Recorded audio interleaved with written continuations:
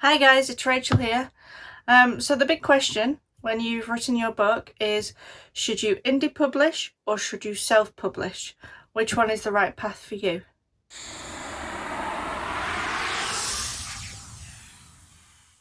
When I was thinking about making this video, I was thinking about what I wanted to say about indie publishing and what it means for me, and why I chose to go the indie publishing route over the traditional publishing route. So I'm going to list some pros and cons. They're in no particular order, but I hope they'd give you an insight into the things you might be facing if you've got this decision to make yourself as to which is the correct route to go. I want to start this video by saying that I am an indie published author. I've been an indie published author since about 2012, so obviously that's the route I decided to go. So you can tell where my heart lies with the publishing, but it doesn't mean I haven't looked at the other side of things. So I'm just going to list some of the pros and cons, and you can maybe see why I made the decision for myself. And it doesn't mean that if you go traditionally published that your decision is wrong. It really all depends on what you want out of publishing your book, out of your author career. The biggest one I want to talk about is creative freedom. Now this was my biggest decision maker. When I first started writing almost 2 decades ago, it was always with the view of going for a traditional publisher. I studied books on writing query letters and getting into those, not necessarily the big 5 publishers, but another publisher. I've always written urban fantasy, so I was, getting to pitched books, and I spent a lot of years trying to get my book right and reading books in the same genre and then changing my book to suit those, and it became this vicious cycle of reading a new book that was traditionally published, then rewriting my own book and trying to suit, and I just never got anywhere. And then I discovered indie publishing back in 2010 when I joined Facebook, and there was a friend of mine who'd self-published one of his own books, and it did really well, and then he self-published another, and it got my interest peaked that I looked into this and I thought, wow, I could go and do this myself. And the other thing that came into this decision is I have a friend who's been traditionally published for the last 20 years, and we would go out to dinner. And, I'd ask the questions, what book are you writing? How's the book going? Blah, blah, blah. And sometimes she'd just look so down, especially when she'd finished. And the last book I remember her writing, I remember sitting on the sofa with her and she just looked so upset. And she was telling me that she'd written this book and she'd had a really good time with it, and she'd sent it off to the publisher and had to go and meet with the editor. And they basically wanted her to change about 75% of the book so that it would fit to the market that her book was in. It was romance, and they also changed the title to one that she didn't like, and they picked a cover that she really just couldn't stand. So when she eventually got that book in her hands, this story that she'd spent so much time pouring herself into, it was this product that she wasn't very proud of, and she kind of just put it on the shelf and moved on to the next one. And I never want that kind of thing for my books. Like, I love writing. I've been writing since I was a child, and I never wanted the look she had on her face to be something I would feel. So the idea of indie publishing for me was I could write my book my way. I could write my characters how I wanted. I didn't have to change anything. I remember years ago, I was really big into the True Blood books, the Sookie Stackhouse series. I think they're called the Southern Vampire Detective series or something like that, the books, and I absolutely loved them. And I remember reading that Charlaine Harris, the author of those, had originally killed off Bill, one of the main characters, and her editors had told her, no, he's a good character, he has to be brought back to life. And so she brought him back to life, but you could kind of see the dislike she had for him through the books. So for me, when I was writing my own story, I never wanted anyone to tell me what to do with my work, with my art, because that's what it is. It's my art, it's my creation, it's my all authors refer to their books as babies. You know, you wouldn't want someone telling you how to dress your child, so I don't want them to tell me how to dress this child. You know, it's mine. So this was the big decision on why I went indie published. The downside of that, because there's a downside of everything, is that you really do have control of everything, and that can be so overwhelming. We've just completed book 3 in our Death Dealer series with the book Dead to Me, and we got about 45,000 words into the book and thought, this isn't working. Both of us were kind of stalling with it, and it was like, what's wrong with this story? So me and my co-author made the decision, right, we're going to delete what we've written so far. So we totally wiped out 45,000 words, and we started again. And we changed some of the things that were happening in the story. But it could have been that we'd pushed on with that book and put that book out as it was, and there'd be nobody to tell us that there was anything wrong with it. And it isn't just that, like, everything falls on your shoulders. When you have complete creative control, you have complete creative control. You have to choose your own covers. My co-author is in the process of recovering his other series for the 3rd time, because the covers he's had, while they worked for a while, the world has moved on, and the style of covers have changed, so he's got to keep up with that. So he now has to redo a cover, and he says the last cover he did, it was good, but it wasn't hitting the mark of what he was trying to get with his genre. So now he's having to redo the covers again. So when you're indie published, you're making these decisions, and you don't always realise or know if you're making an incorrect decision, and there's no one there to guide you or to sort of hold your hand and tell you what works and what doesn't. You have to kind of go with your own gut instincts as to what's going to work. Speed to market is another one that was important to me. Like, when I write a book or a story, I want that in the hands of readers, because I've written this story, I've just finished it, and I want people to then read it. It's like, it's hot out of my brain, so I want to say, here, this is my book, and tell me what you think of it. And I want that immediately. I don't want to publish a book, send it off.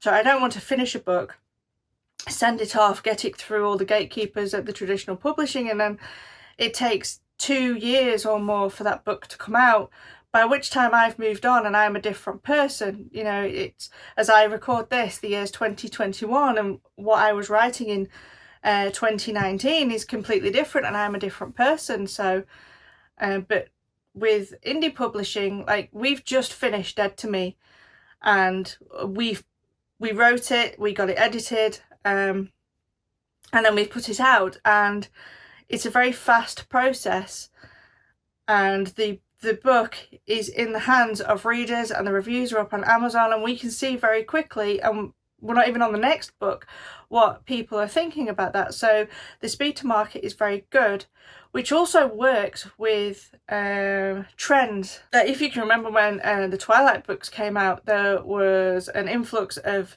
vampire fiction, and the same thing happened when the 50 Shades of Grey books came out.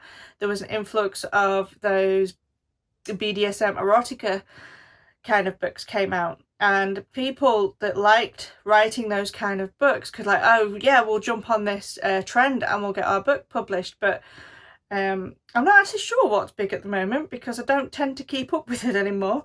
But like cozy mysteries recently just had this really big surge in stuff, so I could probably go and get, see that cozy mysteries are doing well and go and write a cozy mystery book and probably have it on Amazon within 3 months. Same with academy books. I think it still is big, actually. We have an academy book coming this year, and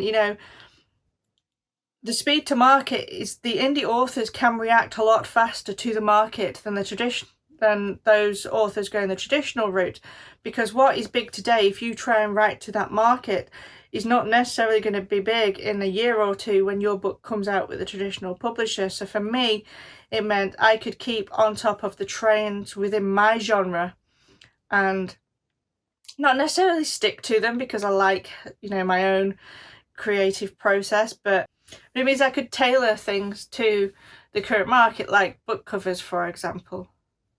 And, and this sort of leads on to another point is the gatekeeper.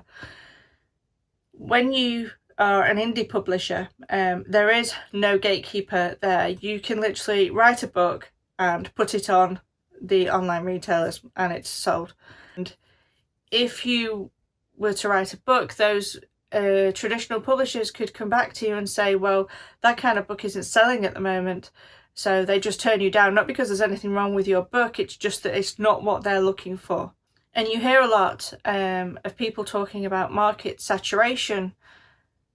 People will say, oh, the urban fantasy genre, for example, is saturated, but from my experience, what I see, it's not. There's a lot of hungry readers out there, and while traditional publishers do know the market and know what they're after, sometimes they're just a little bit out of touch with that kind of immediate what's selling right this moment, and it means they miss out on some of the genres that are still hot, because they're always having to try and predict a couple of years into the future, whereas as an indie publisher or an indie author, you can just see an idea, go and write it and put it out. The downside, though, of not facing that gatekeeper, having that external validation of someone like Simon & Schuster liking your book and wanting to buy it and putting it out there. And by having one of those big publishers, the other gatekeeper that is very hard to get through as an indie publisher is the people who control what's in the bookshop. So, I will go to Waterstones in Manchester and browse all the books, but I'm never going to see one of my books on those shelves, because those shelves are 99% dominated by traditionally published authors. And there's a lot of, I think, validation of there would be a lot of validation, I think, of seeing your book on a bookshelf in your favourite bookshop. So you do miss out on that part, and walking past a window and what it must be like to see your book on display. Obviously I'm not going to have that because I'm an indie publisher. Maybe it'll happen in the future, but at the moment I'm never going to walk past Waterstones or a Barnes and Noble and see my book on display. Or not never, it could happen. Look at Andy Weir, he started as an indie author and The Martian got really big, but never say never, right? Leading on from having the full creative control is one of the advantages I love of being an indie author is the flexibility. As an indie author, you can change anything you want in your book. Like we've literally just deleted half of a book and started again because we didn't like it, and we can do that because everything's flexible. There's nobody on our back saying you've got to do it this way, you've got to have like that written and that part. There's no one telling us what we have to do with it, and this was an advantage recently. I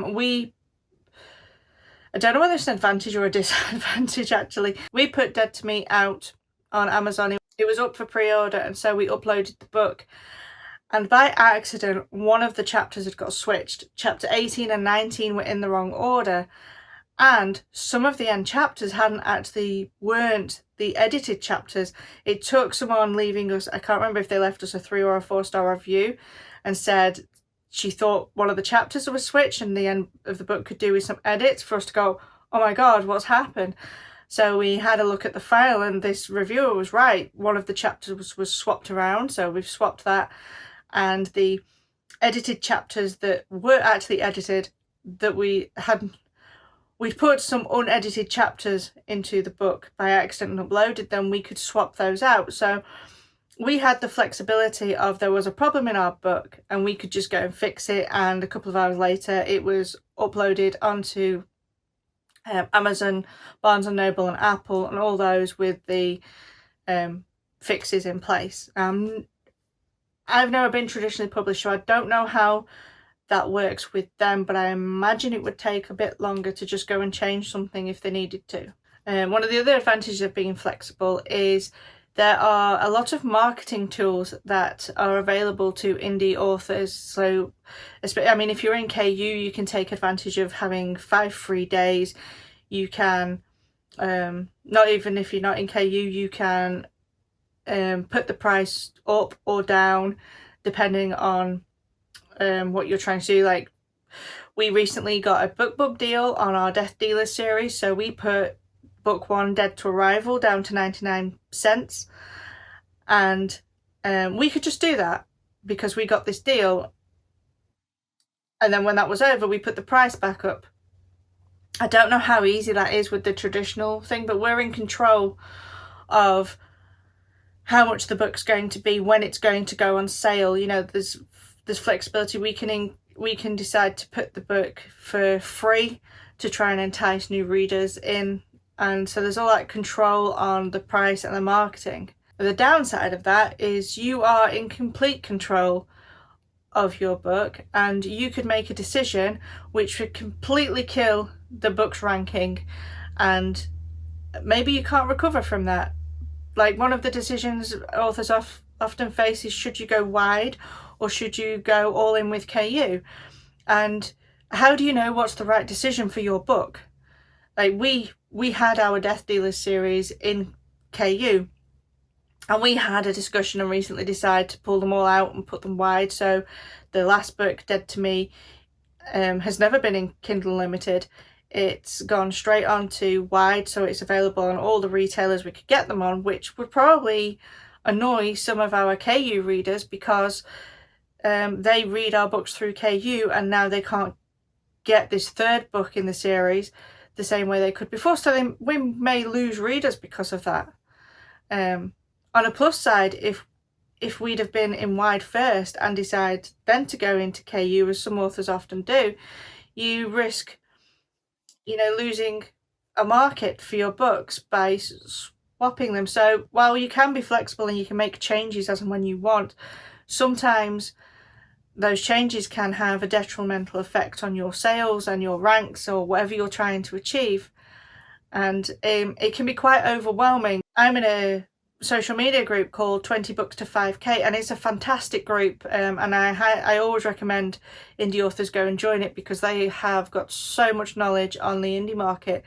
But you quite often see people going onto there and talking about their successes and how they've made $40,000-$50,000 in the last month, and these marketing strategies they've tried, what they did with a cover, and things like that. And that was fantastic, and it's really exciting to watch that. But then you get all these stories, and because it is so flexible, it means, you know, person A tried Facebook ads, person B tried Amazon adverts, person C did a 99-cent deal, person D got a BookBub ad, and you don't know which one's best. And because it's so flexible, you can try and do them all and just get yourself in this place of real overwhelm where it just feels like nothing's working.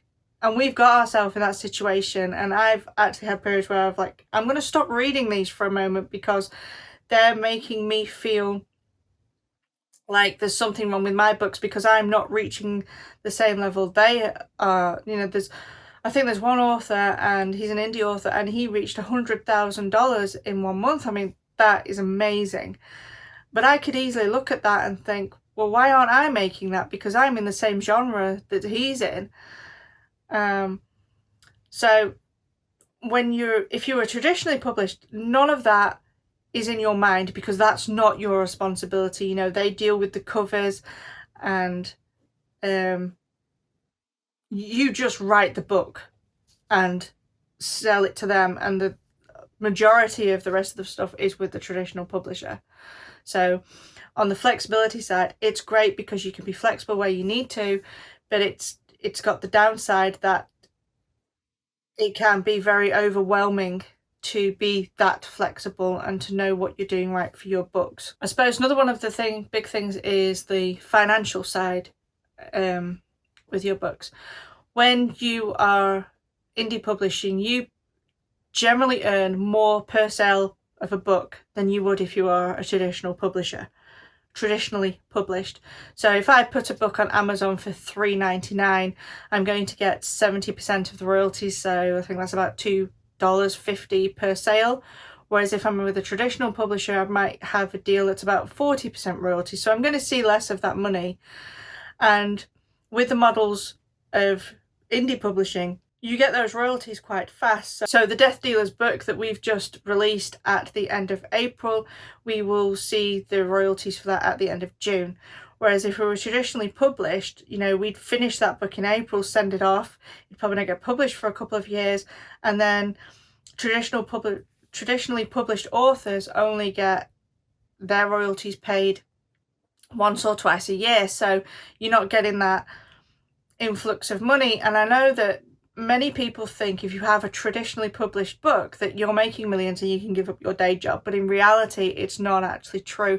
Many traditionally published authors are only earning sort of like $12,000 to $15,000 a year, and if you're only seeing that money twice a year, then you know you're balancing a day job with your writing. So, and I know some indie authors are also balancing their jobs with that, but it just seems that there's potential to earn more money as an indie author. And from what I've seen of many indie authors, you know, there's so many of them now, 6-7 figure authors who are full-time writers. I'm a full-time writer, and it's like living, well, it is living a dream come true, being able to support yourself with your writing. But the downside, because there's always a downside with the money, is that as an indie author you pay for everything. So we have to pay for our own cover, we have to pay for our own editor, we do our own formatting, but you know, some people have to pay for the book to be formatted. We have to spend our own marketing dollars, so you know, everything about our book comes out of our pocket.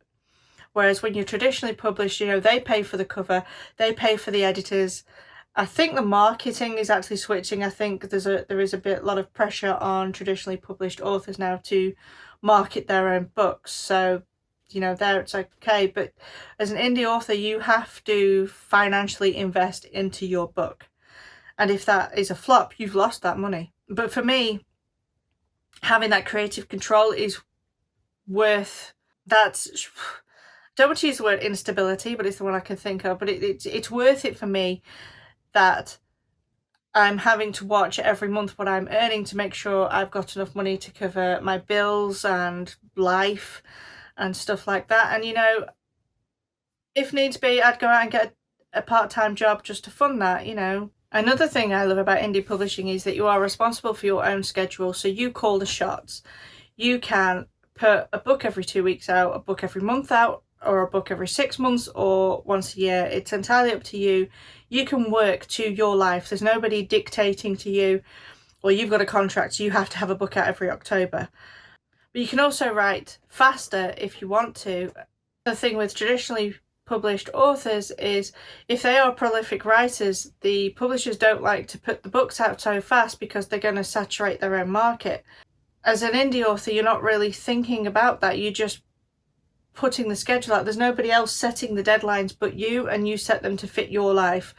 And obviously you've got to take into consideration your readers, because you know they're the legs you stand on at the end of the day. As an indie author, you, like I've said before, you can get books out really quickly. You can finish it and get it out within the month. The downside of that is in some genres it is beneficial to be releasing very quickly. If you've heard of the term rapid release, you know, it's where an author will publish book 1 and then 2 weeks later publish book 2 and then maybe a month later publish book 3, and it kind of gets them off the ground with their books. But from everything I've read and seen, it's kind of a key formula to the indie world is write a lot, publish often, and market. If you struggle with the publish often because not everybody is a fast writer, it can be very hard to keep your head above the water. And I'm not saying it's impossible, but it can feel hard to keep your head above water with the sales and on the Amazon ranks and all the other things we have to take into account. So having your own schedule is brilliant because you can set your own publishing targets and publish as often or as little as you like, but you also have to downside is you also have to keep an eye on the market. Like, I write in the urban fantasy genre, and if you look at other indie authors in my genre, they publish really fast. Some of them publish every 2 weeks, and you know, they can have up to 15 books out a year, and I can write fast, and I think, bloody hell, how do you manage that? You know, I'd have to write every minute of every day, and I just can't do that to myself. So it's a balancing game. Anyway, I hope that wasn't too much of a jumble. As I said, I am an indie author because, you know, based on all those things I've said, the indie author model fits what I want. I want that creative control over my own books. I want to be able to say this character does this and this character does that, and nobody tells me no they don't, because this is my book, my world.